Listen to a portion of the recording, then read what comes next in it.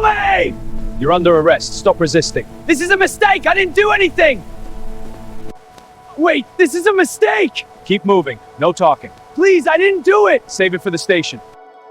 When Daniel Rowe was arrested outside his office in Birmingham, England, the rain soaked through his shirt as handcuffs bit into his wrists, and his boss stood dry behind glass, already rehearsing lies that would bury him alive.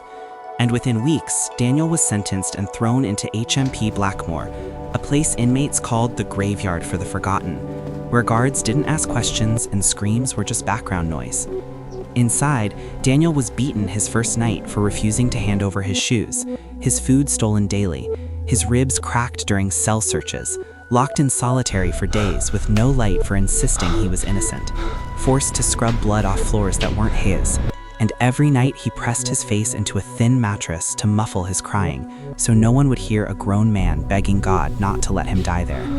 His letters to his mother were returned unopened, his appeals ignored.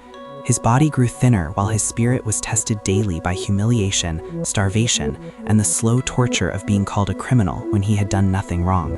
While outside, the man who— Please, you have to tell me what happened. It doesn't matter anymore. It matters to me! framed him rose in power and praise.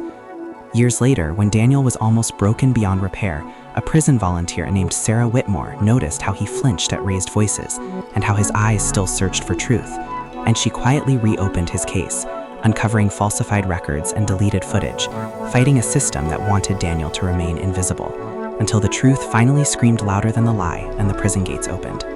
Daniel stepped out into daylight shaking, scarred, and hollow, carrying years of pain that never made the news.